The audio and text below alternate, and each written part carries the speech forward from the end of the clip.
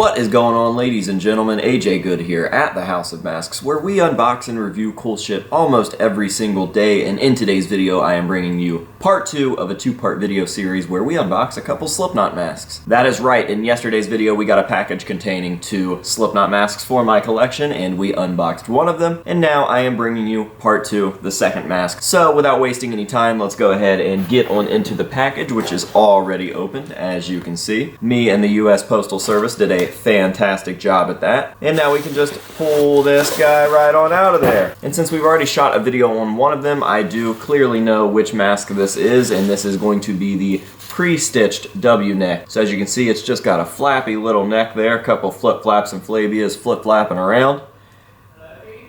Hey. I gotta go.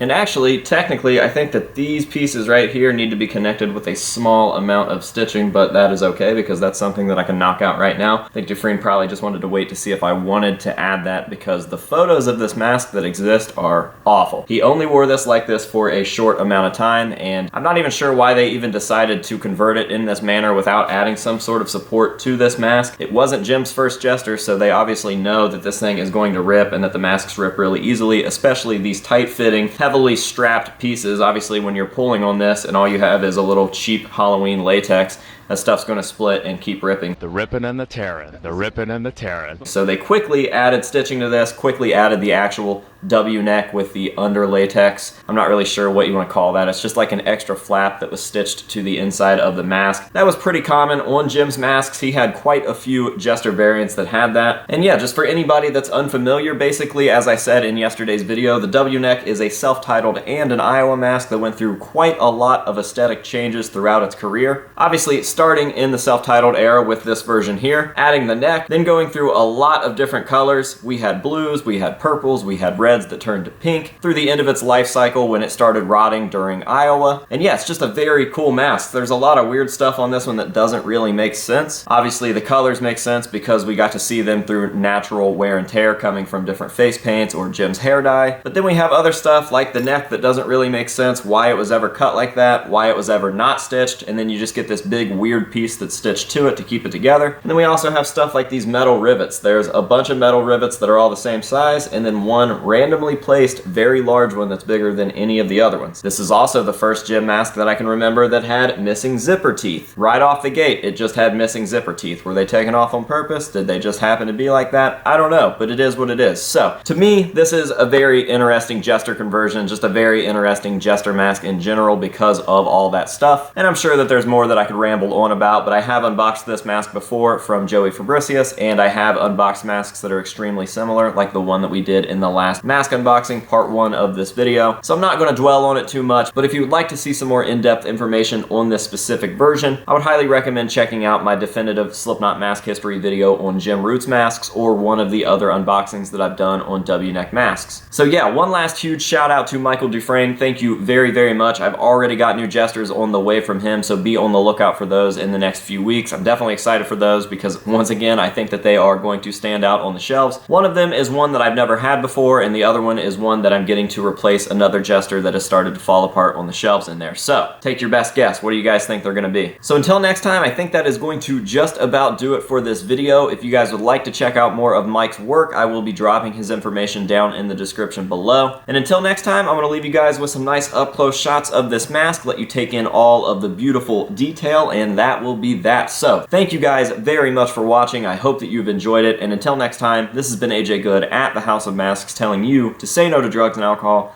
and we'll see you guys later.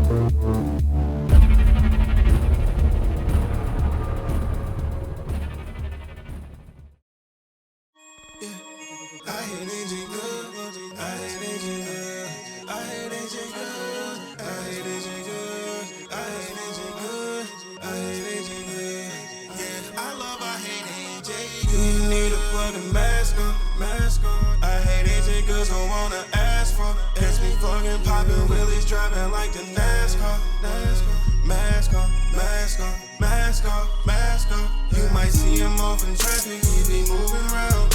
I hate they take a tactic all around.